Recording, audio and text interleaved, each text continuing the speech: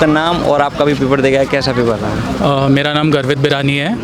Paper मेरा optional commerce and accountancy था।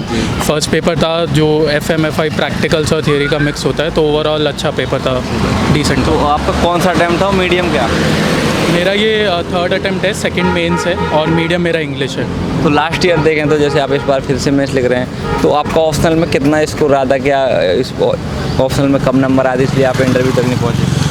Last year optional में मेरा 252 स्कोर था। एक्चुअली उस साल ओवरऑल ऑप्शनल में ही कम स्कोर था, तो इस बार थोड़ा एक डिफरेंट स्ट्रैटेजी अप्रोच कमी आपको लगे ऑप्शनल में कि मैंने यहाँ कम काम किया है? फिर जो भी मुझे लगा थोड़ा सा पेपर 2 में कॉन्सेप्ट्स और स्ट्रॉन्ग हो सकते थे। पेपर 1 तो यूजुअली जो हमारा चार्टर्ड अकाउंटेंसी में कवर होता है तो वो हो ही जाता है उससे कवर, बट पेपर 2 में मैंने इस बार थोड़ा अलग अप्रोच रखी है। तो जैसे बात करें हम लास्ट ईयर या फिर भी सर क्वेश्चन की, तो कितने हेल्प रहे? अभी आपको एग्जाम दिया गया, आपने वो पेपर एनालिसिस किए, फिर आप एग्जाम में बैठे, पिछले साल भी आपने मेंस लिखा, तो कितना चेंजेस इस बार आपको पेपर में लगा लास्ट ईयर के अपेक्षा? Previous year questions actually analyse करना बहुत इंपॉर्टेंट है, क्योंकि ऑप्शनल में यूजुअली क्या होता है, ट्रेंड एक सेट होता है और उसी ट्रेंड पे उसी थीम पे क्वेश्चंस रिपीट होते हैं। तो इस बार भी जो प्रैक्टिकल क्वेश्चंस थे मोरलेस काफ़ी एरिया से कवर्ड थे, दूसरे जो भी डिफरेंट एरियाज़ है। तो अगर कोई प्रीवियस ईयर क्वेश्चंस को अच्छे से एनालाइज करके जा रहा है तो आई थिंक काफ़ी अच्छे से वो मैनेज कर सकता है टाइम। तो जैसे आपका ऑप्शनल इकोनॉमिक्स आपने बताया, कॉमर्स सॉरी, तो क्या सोच के आपने कॉमर्स मतलब लिया था कि मुझे यहाँ हेल्प करेगा, या फिर आपका जो ग्रेजुएशन था बैकग्राउंड है? वही मेरा graduation background BCom bachelor of commerce था, उसके बाद मैंने CA किया है, तो वो एक मेरे लिए नेचुरल चॉइस और ऑप्शन था कि मैं कॉमर्स ऑप्शनली लूँ। तो क्योंकि जो आप ग्रेजुएशन में पढ़ते हैं तो वापस से वही कॉन्सेप्ट्स आप रिवाइज कर सकते हैं, तो एक ईजी पड़ता है प्रिपेयर करने में। जैसे कि जो और एस्पिरेंट हैं जो इस वीडियो को देख रहे हैं, अब जो प्रिपरेशन में आना चाहते हैं, कहीं ना कहीं लोग काफ़ी कन्फ्यूजन में रहते हैं कि हम कौन सा ऑप्शनल लाएँ। कुछ का बैकग्राउंड जैसे कुछ होता है तो वो अदर ऑप्शनल भी ले लेते हैं, तो वो कॉमर्स ऑप्शनल क्यों लें? अगर वो लेना चाहते हैं तो क्या हेल्प रहेगा?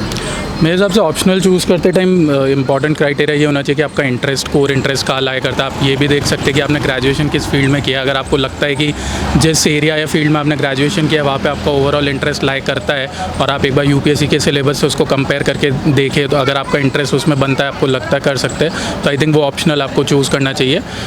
ओवरऑल ये अप्रोच होनी चाहिए कि ऑप्शनल बहुत इंपॉर्टेंट है, क्योंकि 500 मार्क्स का है, तो आपको ये अप्रोच होनी चाहिए कि आपका उसमें इंटरेस्ट मेनटेन रहे।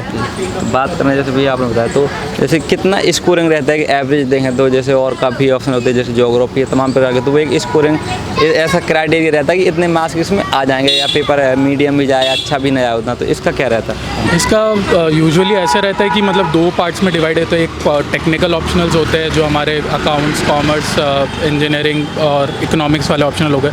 दूसरे ह्यूमैनिटीज़ वाले हो गए। तो ह्यूमैनिटीज़ वाले में यूजुअली अभी थोड़े सालों से ट्रेंड ये चल रहा है कि अच्छे से स्कोर आ रहे हैं उसमें, क्योंकि ओवरऑल वो GS में भी आपको हेल्प करता है, तो आपके अप्रोचेज़ और आंसर्स जो है वो बेटर बिल्ड हो जाते हैं ऑप्शनल में।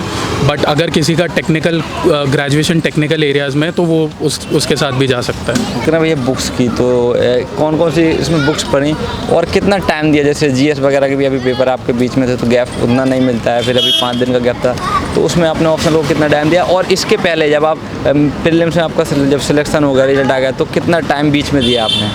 आई थिंक मतलब मेन चैलेंज मेंस में यही है कि आप GS और ऑप्शनल के टाइम को कैसे बैलेंस करते हैं। तो मैं मतलब एक ओवरऑल अप्रोच लेता था, यूजुअली टाइम को इक्वली डिवाइड करता था बिटवीन GS एंड ऑप्शनल, और जैसे जैसे एग्ज़ाम पास आते थे तो ऑप्शनल पे टाइम ज़्यादा डिवोट करना पड़ता है, क्योंकि वो आपका एक डिफ्रेंशिएटिंग फैक्टर होता है। GS तो सब पढ़ ही रहे। एग्ज़ाम के बाद अभी ये जो 5 दिन वाला गैप रहता है, इसमें ये कोशिश रहती है कि आप जितना मैक्सिमम टाइम्स आपके कॉन्सेप्ट्स को रिवाइज़ कर सके।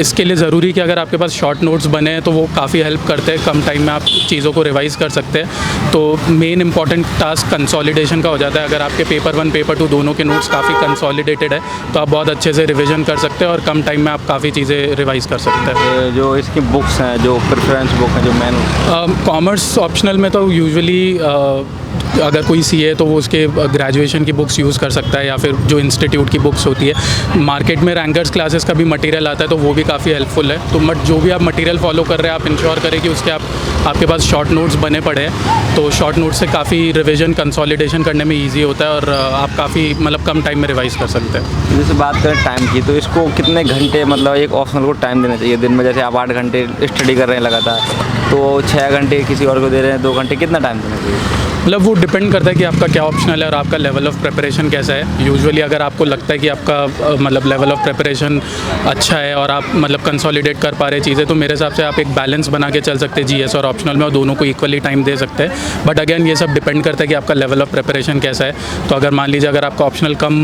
प्रिपेयर्ड है तो आपको ऑप्शनल में ज़्यादा टाइम देना चाहिए।